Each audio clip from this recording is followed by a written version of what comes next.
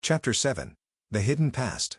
Morning came too fast and not fast enough at the same time. I'd spent the whole night sitting on that pew, staring at the broken stained glass windows while my mind ran in circles. Every time I closed my eyes I saw Maria pinned against the wall, saw the hunters' faces when my hands turned to claws, saw Calder's smile when he'd suggested I check out the diner. The others had slept in shifts, taking turns keeping watch. I hadn't slept at all. When the first light filtered through the cracks in the boarded windows, Atticus stood and stretched. His movements were careful and controlled, like he was testing for injuries. "We need to move," he said quietly. "Where?" Lysandra asked. She was sitting near the altar with her arms wrapped around her knees. "Somewhere they won't think to look." He glanced at me. "Somewhere we can figure out what's really going on." "What do you mean?" I asked. "I mean none of this makes sense." He walked over to where I was sitting. "The hunters found us too easily. They knew exactly where you'd be. Someone's feeding them information." "I know," I said. He raised an eyebrow. "You know, Calder told me to check out that diner." The words came out flat and tired. "He said it was a good place to think. He knew I'd go there." Atticus's expression darkened. "And you're just telling me this now? I didn't put it together until last night." "Jesus Christ, Elijah." "I know, okay? I know." I stood up and my legs were stiff from sitting all night. But what was I supposed to do? He seemed like he was trying to help. "No one in this town is trying to help you," Atticus said. "The sooner you understand that, the better. Maria helped me. Maria has her own agenda." "What does that mean?" He didn't answer. Torin appeared from the back room where he'd been keeping watch. "We have a problem." "What kind of problem?" Lysandra asked. "There are people outside. 3 of them. They're not hunters, but they're watching the building." Atticus swore under his breath. "Can we get out the back?" "Maybe, but they'll see us if we're not careful." "Then we'll be careful." We left through a window in the basement that opened onto a narrow crawl space between the church and the building next to it. The space was barely wide enough for Torin to fit through and it smelled like mold and something dead. I went last, pulling myself through the window and landing hard on the dirt below. The crawl space was dark and cold and I had to crouch to avoid hitting my head on the underside of the church floor. We moved single file, following Atticus toward a gap in the fence at the far end. My shoulders scraped against the walls and my hands were shaking again, though I couldn't tell if it was from exhaustion or fear or something else entirely. We emerged in an alley 2 blocks away from the church. The morning air was cold and sharp and it hurt to breathe. The sky was gray and heavy with clouds that looked like they might start dropping rain at any moment. "Where now?" Naira asked. Atticus looked around, his eyes scanning the street. "We split up. Meet back at the warehouse tonight." "That's a terrible idea," Lysandra said. "You have a better one?" She didn't. "Elijah comes with me," Atticus said. "The rest of you lay low. Don't go anywhere public. Don't talk to anyone you don't trust." "And who exactly do we trust?" Torin asked. "No one." Atticus and I walked for maybe 20 minutes before he stopped in front of a small brick building with a faded sign that read Graridge Hollow Public Library. "We're going to the library?" I asked. "We need information," he said. "And libraries keep records." "Records of what?" "Everything." He pulled open the door and gestured for me to go inside. "Town history, property transfers, birth certificates, death certificates. If someone wanted you here, there'll be a paper trail." The library was small and quiet and smelled like old books and dust. There were maybe a dozen people scattered across the tables and chairs, most of them older, most of them reading newspapers or working on laptops.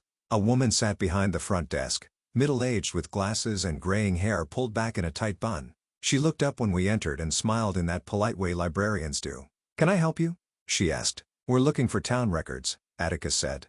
"Historical documents, property transfers, that kind of thing." "What time period?" "Last 10 years. She nodded and stood. "Follow me." She led us through a maze of bookshelves to a back room that was even smaller than the main library. The walls were lined with filing cabinets and there was a single table in the center with 2 chairs. "Everything's organized by year," she said, gesturing to the cabinets. "If you need help finding something specific, just let me know." "Thank you," Atticus said. She left and closed the door behind her. I looked at the filing cabinets. There had to be hundreds of them. "This is going to take forever." "Then we'd better get started." We worked in silence for maybe an hour, pulling files and spreading them across the table. Most of it was boring stuff. Property sales and business licenses and building permits. Nothing that seemed relevant. I was starting to think this was a waste of time when the door opened. I looked up. Calder stood in the doorway, his hands in his pockets, his expression curious. "Hey," he said. "Didn't expect to see you here." My stomach dropped. "What are you doing here?" I asked, and my voice came out sharper than I intended. "Same thing you are, I guess." He walked over to the table and looked at the files spread across it. "Looking for answers." "Answers to what?" "To why you're here." He picked up one of the files and flipped through it. "I've been thinking about what you said. About not knowing where you came from. And I thought maybe there'd be records. Something that could help. I glanced at Atticus. His expression was unreadable, but I could see the tension in his shoulders. That's very thoughtful of you, Atticus said slowly. But we've got it covered. I don't mind helping. Calder pulled out a chair and sat down. Besides, I'm good at this kind of thing. Research, I mean. I used to help my mom with genealogy projects. Your mom does genealogy? I asked. Did. She passed away a few years ago. He said it casually, like it was just a fact, not something that hurt. But she taught me how to track down records, how to read between the lines. It's kind of like solving a puzzle. I didn't know what to say to that. Atticus cleared his throat. We appreciate the offer, but this is personal. I get that. Calder looked at me. But you helped me yesterday. Let me return the favor. I didn't help you yesterday. Sure you did. You didn't tell anyone about what you saw in the woods. He smiled, but it didn't reach his eyes. That counts as helping. The room felt smaller suddenly, like the walls were closing in. Fine, I said, even though every instinct was telling me not to. You can help. Atticus shot me a look but didn't argue. Calder was good at research. Too good. He moved through the files with a speed and efficiency that felt wrong, like he knew exactly what he was looking for. He'd pull a folder, scan it in seconds, then move on to the next one.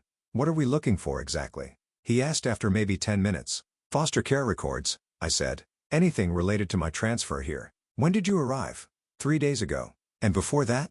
Portland.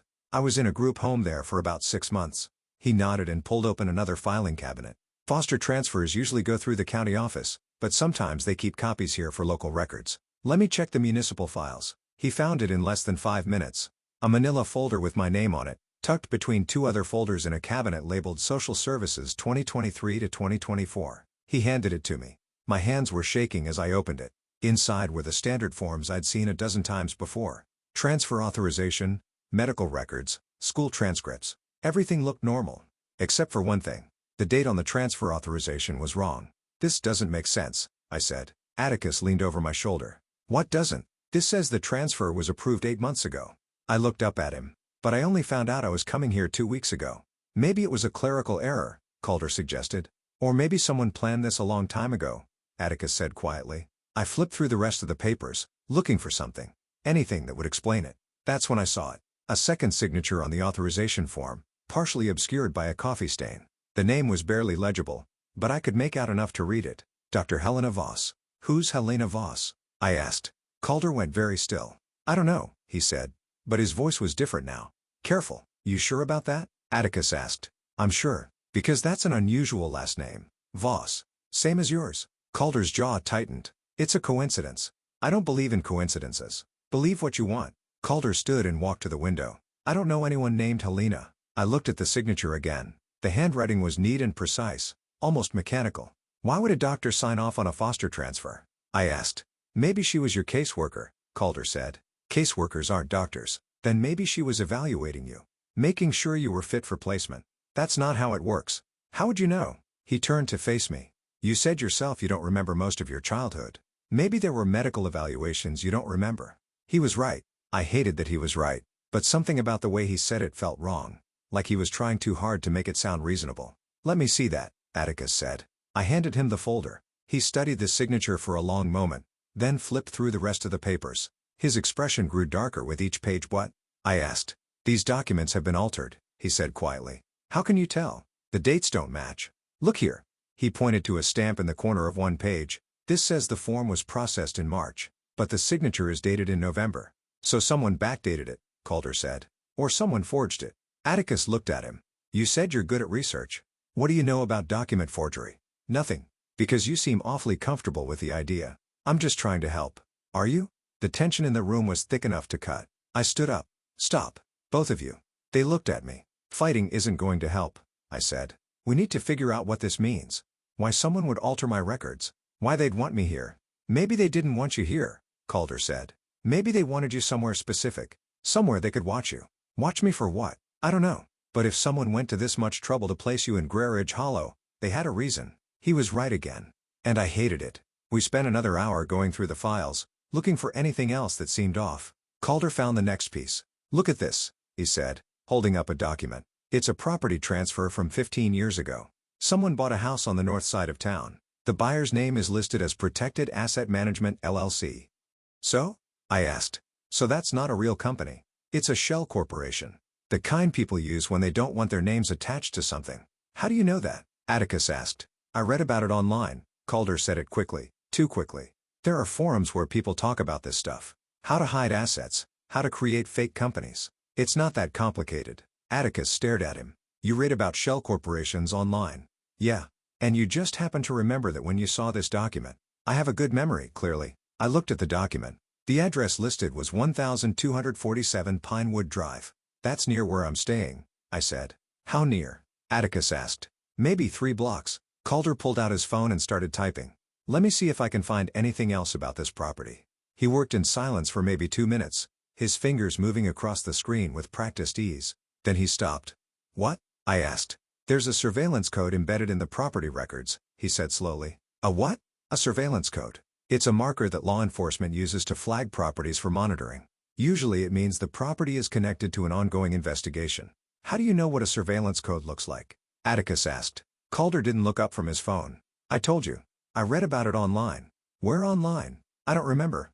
Some forum. What forum? Does it matter? Yes. Calder finally looked up.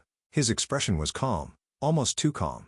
Look, I'm just trying to help. If you don't want my help, I can leave. Maybe you should, Atticus said. No, I said. He stays. Atticus turned to me. Elijah. He's helping us find answers. That's what matters. He knows too much. So do you. That shut him up. I looked at Calder. What does the surveillance code mean?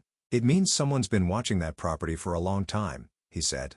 Probably the hunters. They use codes like this to track shifter activity. How do you know what hunters use? I don't. I'm guessing. He put his phone away. But it makes sense, doesn't it? If they've been hunting dragons for generations, they'd have systems in place. Ways to track potential targets. He was right. But something about the way he explained it felt off, like he was reading from a script he'd memorized. We should check out that property, I said. Absolutely not, Atticus said. If it's under surveillance, going there would be suicide. Then what do you suggest? We keep looking. There has to be more. There was more. We found it in a locked filing cabinet in the corner of the room. Atticus picked the lock with a paperclip he'd found on the floor, which should have surprised me but didn't. Nothing surprised me anymore. Inside were older documents, some of them yellowed with age, some of them barely legible. Calder pulled out a folder near the back. It was sealed with red wax, the kind you see in old movies. The seal had been broken at some point but someone had tried to press it back together. What is that? I asked. I don't know. He turned it over. But there's a label. He held it up so I could see. The label was handwritten in the same neat, precise script as the signature on my transfer papers. It read, Dragon Lineage, Protected Asset. My blood went cold. Open it, Atticus said.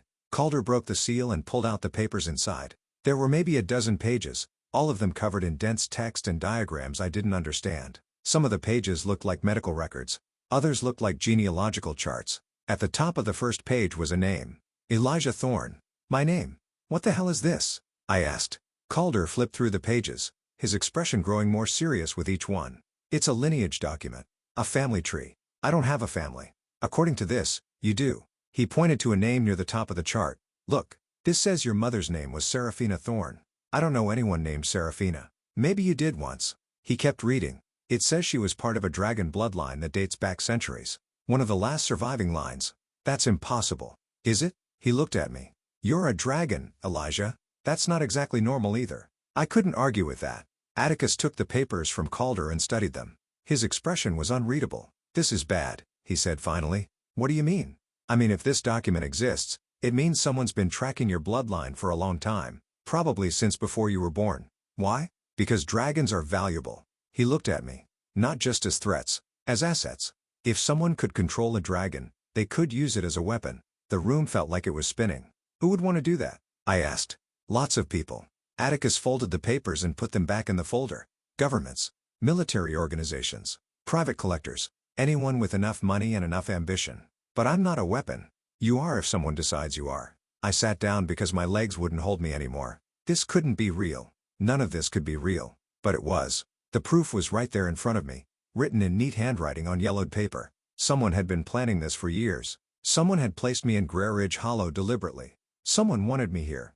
The question was why, and what they planned to do with me now that I'd arrived. We left the library an hour later with the folder hidden under Atticus's jacket. The sky had opened up while we were inside and rain was falling in heavy sheets, soaking through my clothes in seconds. Calder walked with us to the corner, then stopped. "I should go," he said. "My dad will be wondering where I am." "Your dad?" Atticus said. "What does he do?" "He's a contractor." "Why?" "Just curious." Calder looked at him for a long moment, then at me. "Be careful, Elijah. If that document is real, you're in more danger than you know." "I know.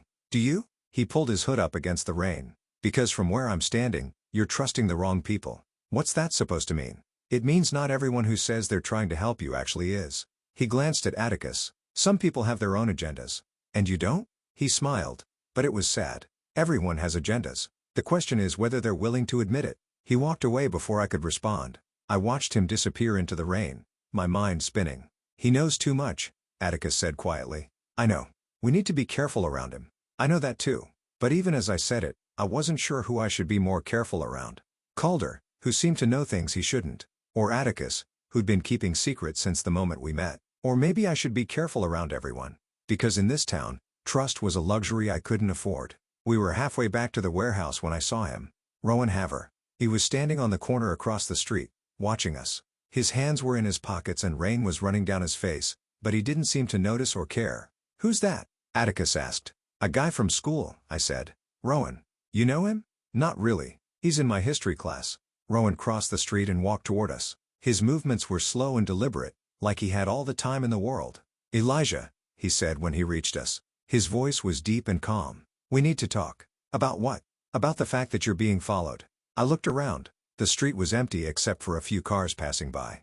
"I don't see anyone," I said. "That's because they're good at hiding." He looked at Atticus. "You must be the tiger." Atticus's eyes narrowed. "How do you know what I am?" "I can smell it on you." Rowan smiled slightly. "Don't worry. I'm not a threat." "Then what are you?" "Someone who's been watching this town for a long time." He looked at me again. "Someone who knows what you are. And what you're capable of." "What am I capable of?" "More than you realize." He pulled something from his pocket and held it out. "Take this." It was a small stone, smooth and black, with symbols carved into its surface. "What is it?" I asked. "Protection," he said.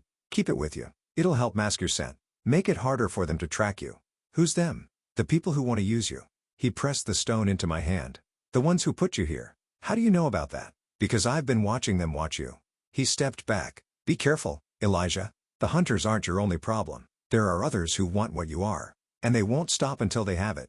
"What do they want?" "Your fire." He said it simply, like it was obvious. "Dragons don't just burn things. They create. They transform. Your fire could change everything. Heal wounds that shouldn't heal. Destroy things that shouldn't be destroyed. That kind of power is worth killing for." I stared at him. "How do you know all this?" He smiled again, and this time it reached his eyes. "Because I'm older than I look. And I've seen what happens when people try to control things they don't understand." He turned and walked away, disappearing into the rain before I could ask anything else. I looked down at the stone in my hand. It was warm, almost hot, like it was alive. "What the hell was that?" Atticus asked. "I don't know. Do you trust him?" "I don't know that either." But as we walked back to the warehouse, I couldn't stop thinking about what Rowan had said. About the people who wanted to use me. About my fire being worth killing for. About the fact that I was being followed. And I realized something. I wasn't just in danger from the hunters. I was in danger from everyone. Because in this town, I wasn't a person. I was an asset. A weapon.